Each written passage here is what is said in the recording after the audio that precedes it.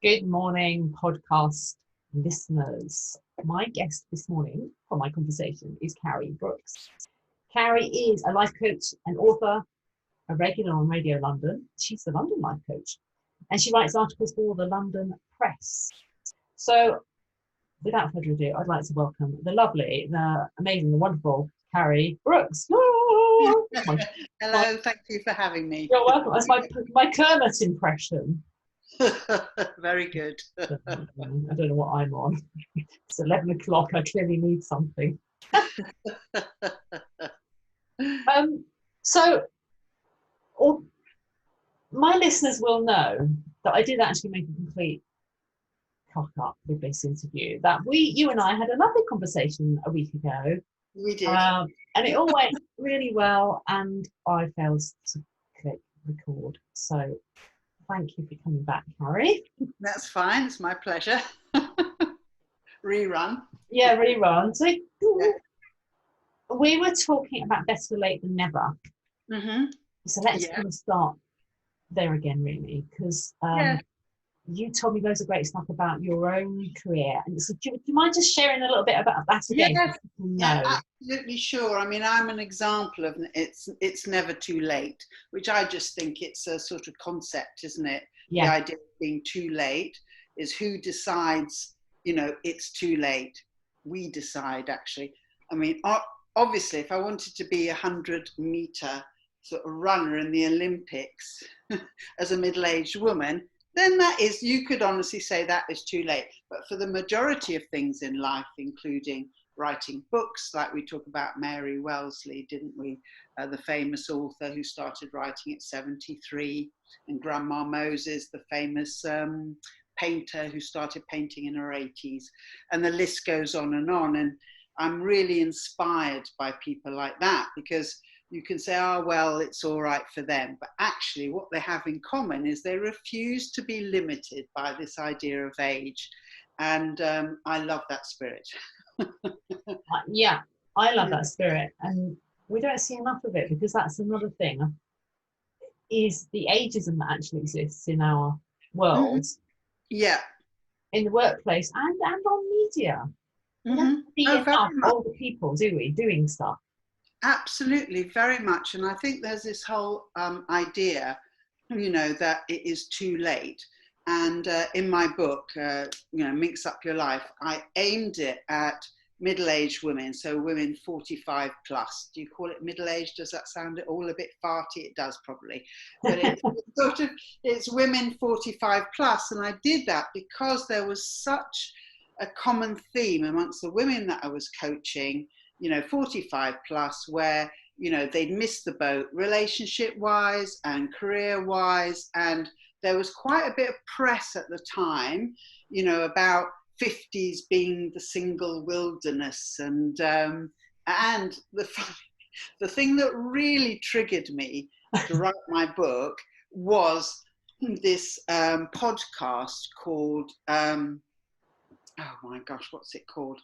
It's about being the plankton, the bottom of the sexual food chain. I read that and it was so doom and gloom about, how life had passed this woman by, and it was so awful that I felt absolutely, I said, I have to write something to flip this on its head, because it's actually a wonderful time of life. Obviously, I focused it on women because that's what I saw, that women, especially once they couldn't have babies anymore and everything, felt that they had no life purpose. And that's why I aimed it at them.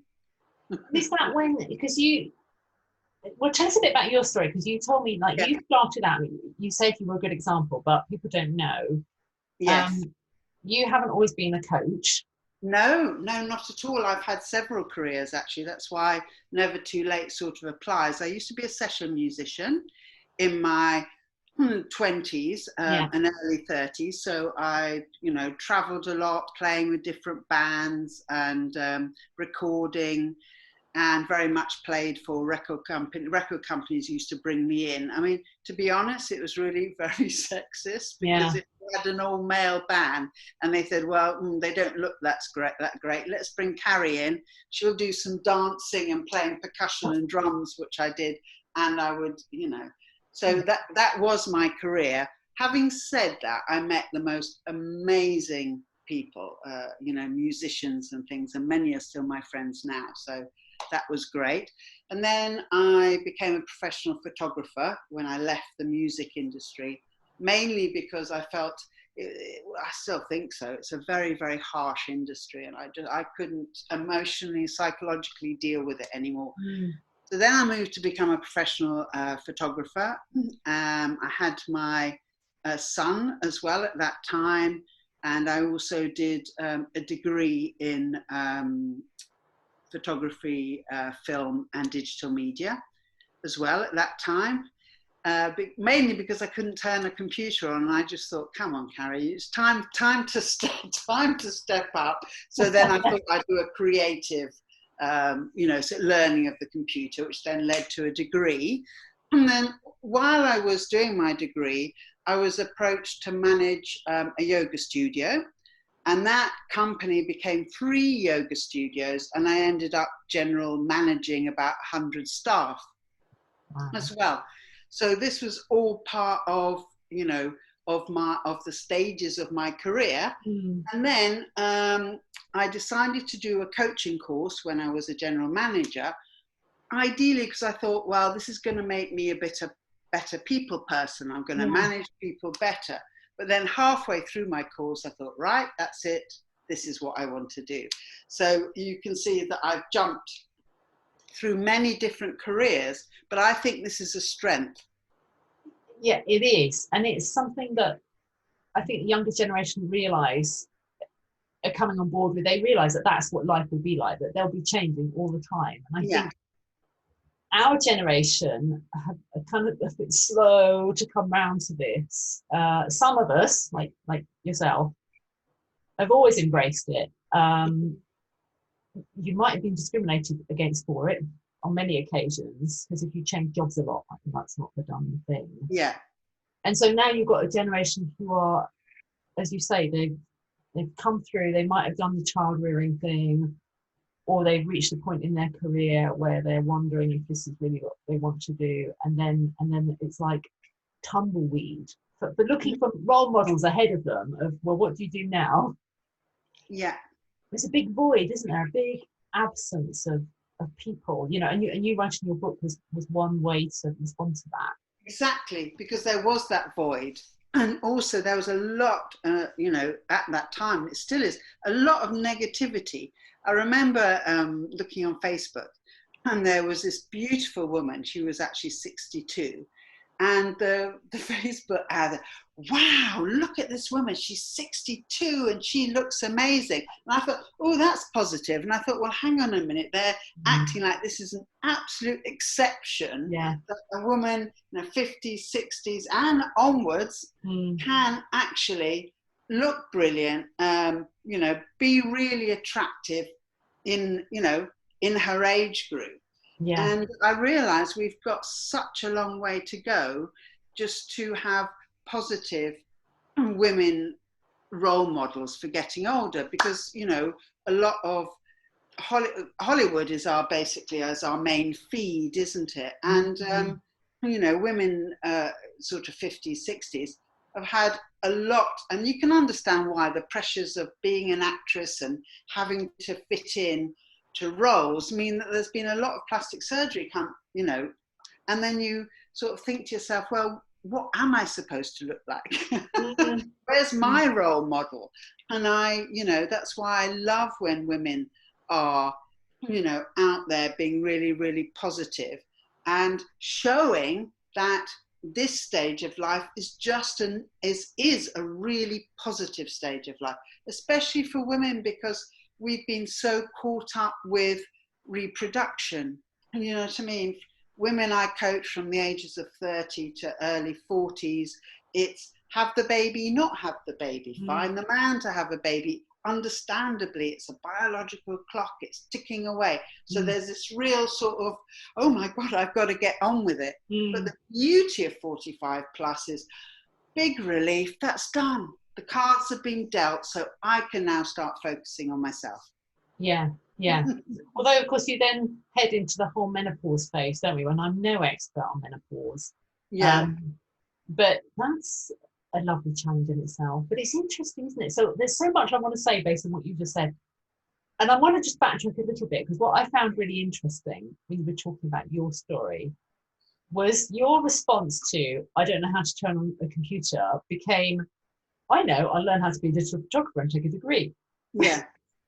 And it's that kind of mindset maybe that we need to tap into a bit. So what made you go from, I don't know how to turn on the computer, to, I know what I'll do? Because most people would go, tell me how to turn on the computer, or Yeah. a little evening class, for a few hours. What got you from that point to, I know what I'll do, I'll completely retrain, get a new skill, get a degree? Yeah. Well, I think it is about a mindset, and as coaches, we talk about a lot of mindset, because the limitations that we put on ourselves. Oh, I can't do this. Oh, I'm too old. Oh, I'm not intelligent enough. Oh, I'm not beautiful enough. And this is sort of like what we talk as coaches, like our self-talk, which is all about limitation. And it is about self-empowerment, is what I work with my clients very much. So you start to sort of deciding that, I'm going to be in charge of my life. I'm going to be proactive. And I've always resisted, that negative voice of, oh, you can't do that. Oh, you're too old. Or in my case, oh, you've got a young son. What on earth are you doing? Because I brought him up as a single mother. What are you doing starting, a new thing, a new sort of step in your career? But it was like, no, those voices, that critical voice really limits me. So I have to be very mindful and ensure that I have a positive outlook and a can-do attitude, but that can be learned. I think people just think, oh, well, that's not me. No. The mind is incredibly powerful. And it's about learning strategies and techniques to start to sort of empower yourself. So you're not limiting yourself with negative thinking, limiting thoughts, and creating all these obstacles, which will limit us and stop us moving forward. Is that ability something, I know you said we can learn it, but is it something you feel like you actually had in abundance, and it's only when you did your coaching qualification that you looked back and saw what you were doing and thinking? Yes, I think I've always seen it as a courage to jump. Yeah. I've seen it as a courage to jump. So this is not working. And I think what's amazing about life is when these different opportunities come. And this idea of always saying yes is very much, it's like, say yes. You don't know, say yes. Why on earth would you say no to an opportunity that comes up? And it's this idea of saying yes and seeing where it takes you is when life becomes an exciting journey. I'm really glad you said that. So distinguish for us then the difference between saying yes to something that's an opportunity that might take you somewhere you don't know where to go, and being someone that says yes to all the things you shouldn't be saying yes to. In other words, being a people pleaser. Where's the difference? Yeah. Oh, yes, because the thing is with being a people pleaser is 95% of women that I coach are people pleasers, including myself, and, just to give it a bit of backstory, it's because we're conditioned, from being girls to be people pleasers. And this is meant well because our parents or carers want us to be accepted and liked in society. So the way that I explain it is that I don't know if Sarah jumps up on the sofa, she's about age 8, and goes, I'm brilliant at that. She'll be told, yes, Sarah, you're very good at it, but nobody likes a show off, so just keep that to yourself. Right? That's a general sort of thing. Just tone it down, fit in, please people. And this is how you get validation as a girl, and you learn this as a woman, and then take it into adulthood. Whereas we go back to rewind to the boy jumping on the sofa. George is there, age 8, say, oh, I'm brilliant at this. And oh, George, he's such a show off, but he's never capped. And it is a different way of bringing up boys and girls. And as women, we are still conditioned in that way. And we need to learn, and you can coach definitely people through being able to move beyond that, because it's so limiting. Yeah. Yeah. That comes back to that conditioning for how we behave. Yes. But also what you talked about earlier about older women and how we look. Yes. Yeah. Because you're probably like me, you know, I like to buy nice clothes. We all like nice clothes. I think, you know, it's something women take pleasure in, is Yes. nice clothes, nice hair, blah, blah, blah, blah. However, I don't see people like Boris Johnson worrying about whether he looks good in that suit, because he never does, or whether his hair looks decent, and whether he makes that a judgment about himself. But women do, don't they? Yeah. Like you and I doing this video, honestly, for me to get on video, I don't know about you, Carrie, but you know, I resisted like the plague. No, because I can see how I look, and it's not right, and then I have to do my hair, I have to do this, and I'm gradually talking myself out of that. Yeah. But what do you think about that? Well, I think it's a fine balance, but I think, you know, the sort of external sort of highlights the internal. So I think it's good to care about yourself, to love yourself, you know, to make sure that you're taking care so you feel good about yourself. Yeah. It's all about feeling good about yourself for yourself, as opposed to needing to feel that you look a certain type so you get approval. It's externally. So it's all the difference between internal validation and external validation.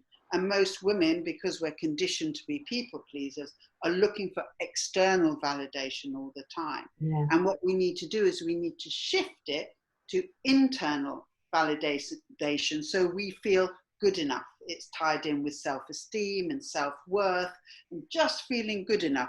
Not to say when somebody says, oh, you look lovely, or you've done a great thing, or well done you think, oh, great, yeah, that's good.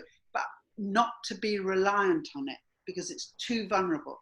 We're too vulnerable a position if we haven't created that, you know, internal validation, self-worth, you know, self-approval and self-appreciation.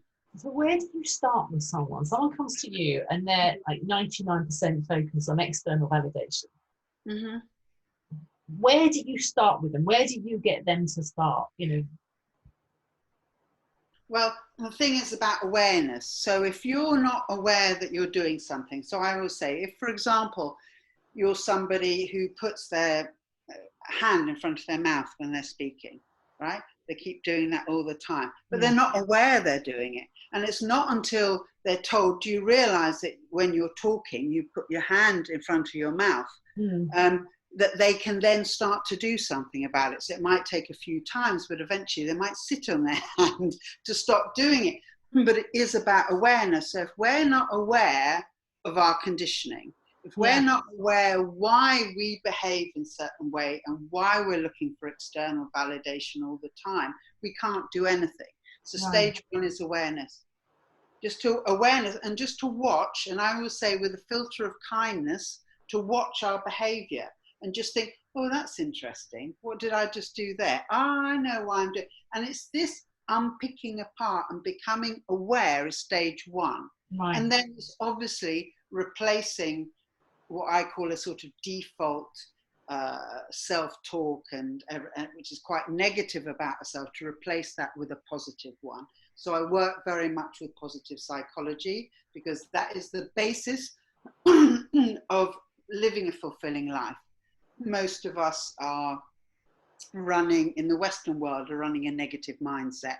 And what I mean by that is focusing on what we believe we're not getting, what's not working in our life, what's wrong. You know, it's quite interesting. If we have, I don't know, we go to work and we have a feedback sort of, and, you know, there's 10 points and nine are positive and 1 is negative. Where will we focus the negative one? Yeah. That's because we are running a negative mindset. So, excuse me, once we become aware of that, we can begin to shift it. I'm not going to get too coachy about our filtering systems that we have in the brain and everything and why we do that. But I spend a lot of time with my clients explaining this is why. And they go, okay, I'm beginning to get it. Because it's unless you understand why you're behaving a certain way you do, and what's really going on, you can't begin to change it. Yeah. I know you don't want to get too coachy, but when you talk positive psychology, and if you don't mind just briefly expanding on that, because I think a lot of people misunderstand what that is. They misassociate things like positive affirmations, for example, or with the whole gamut of what positive psychology is. So do you mind just giving us a little window? Yeah, essentially, is to understand that in the Western world, about 80% of us are running a negative mindset. We're not even aware that we're doing it, but it's cultural. So if you think about how advertising works, advertising creates a lack and then supplies a lack. So it's about, perfume ads, makeup ads, not beautiful enough. Oh, but if you do this, you can be beautiful. So our whole culture, and it's learned, is based on lack. Okay. And so that's running underneath. And we focus on what we believe is not working in our lives. Like I said, I'm aware of not getting too coachy, but we have this reticular activator, which is our filtering system. So if, for example, I don't know, you want to go and buy a new pair of boots, you want to spend quite a lot of money on them. So you go into different shops and you try different boots because you really want to be sure of what you're buying. The next day you walk down the high street, the boots will be jumping out of the window at you. And that's a reticular activator. Equal if you want to buy a car, you think about a model, suddenly you see that model everywhere. And that's a reticular activator. So what happens is that when the reticular activator is focused on the negative, what happens is that you are literally focusing on what you believe is not working. Whereas the most amazing opportunities and fantastic things in your life can be going on here, but you can't even see them because you're in the negative mindset. And when you start to, sorry, I see it like a big satellite dish. So if you start moving that reticular activator over to a positive mindset, you then start noticing all the good stuff. And so when I work with my clients, we do strategies and techniques to just awaken that side. So you can see, actually, my God, when I step back, my life is a good life. It's all about perception. Okay, so what goes on, but you have the ability, I always say, to see what lenses are you wearing. Am I wearing my negative lenses to see what's happening, or am I wearing my positive lenses to see what's happening? And it's not sort of a woo-woo, it is actually how the brain works. And if we want to fully succeed at anything or really live fulfilling lives to our full potential, we have to adopt a positive mindset. Negative mindset, dead zone. We're never gonna achieve that. We're always going to be talking ourselves out of it. I also, as well as coaching, I have many niches, but I do coach athletes, and I love coaching athletes because they have to believe 100% that when they step onto the football pitch or onto the tennis court, they're going to win. If they don't have that, it's no way that they're going to actually play well. And it's the same for us. It's about, being able to set us up to be, as successful, as to enjoy life to the full, to feel really fulfilled and inspired. Well, that comes along with a positive mindset. Does that explain it a bit? Is there one little, and I'm sorry to ask you this because I kind of think, but no, go on. I'll do it anyway. Is there one little tool that you could share where someone could start experimenting with this to get the benefit? No, absolutely they can. One thing to realize is that what you take into your sleep at last thing at night, your subconscious works on all night. So it's why I tell my clients, don't be looking at work emails last thing at night. Don't be watching the news. Don't do things that are actually, emotionally sort of distressing or stressful or things like that, because you're taking that into your sleep. Mm-hmm. So instead, well, I always recommend an hour of no screens before bed. My clients, they fight against it. Yes, I know. But it's so powerful once you start doing that. So you read, you listen to music, you chat with your partner, you make love, whatever you're going to do, but something that is life enhancing before you go to sleep and away from screens. So what I do is I get my clients to have a little book by their bed, a little notebook, and before sleep they write 5 things that they've appreciated in their day. Yeah. So it can be a beautiful, I had a great cup of coffee, I had a nice chat with my mum, or I had a lovely hug from my kid. It doesn't have to be major things. But what this is doing is it's getting your reticular activated to pick out the things in the day that have been positive. Yeah. And then because you do it before you sleep, you take that into your sleep and your subconscious is working on it all night. And what this starts to do, it starts to rewire the brain. Lovely.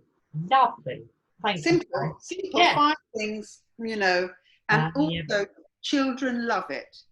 If you have children, they absolutely love it. Okay, right, what are we going to do? Let's think about 3 things that we've really loved today. And I have my clients with children do it, and their kids can't wait. They say, oh, mummy, let's do oh, I'm so happy this happened. Yeah, so because children, obviously you start activating that early, they're going to be very, very positive little beings when they grow up. Yeah.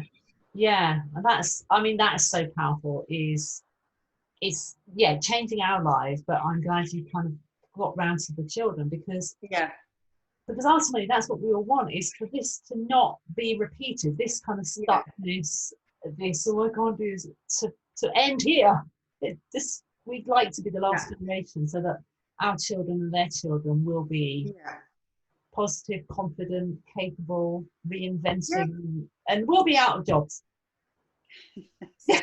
Well, that it's always about, because we can achieve so much, isn't it? Yeah. But the thing is I think, with coaching, is to realize that it's about those next steps. So wherever you are, it can really work. And the most successful people in the world have coaches. It's not, it's as simple as that, because I actually need somebody that will keep me on track, and that I can talk in a really honest way about what's going on, and who can sort of just mirror back to me. But also I make suggestions. How do you feel about this? What about this? I say it's like dropping pebbles into people's pond. It creates ripples, and then they just go away and see. But I love that transformation that begins to happen.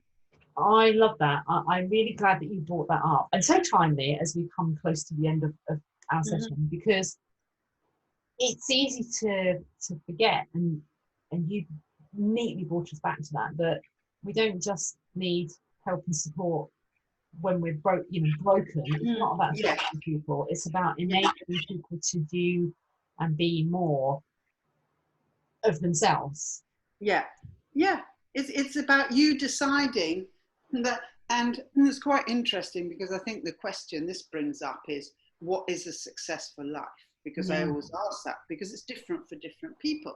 Some people want to be business moguls and have huge big empires. Fair enough if that's you. Somebody else wants to have a lovely family and then have lovely grandchildren. That's fair enough. Somebody else wants to grow organic vegetables, and that's it really doesn't matter. But it is important to tap into, okay, what do I consider is a successful life, and how can I go about achieving that, whatever it is. Because at the end of the day, I always say, when we're 80, and we're 85, 90 now, because we're living for quite a long time.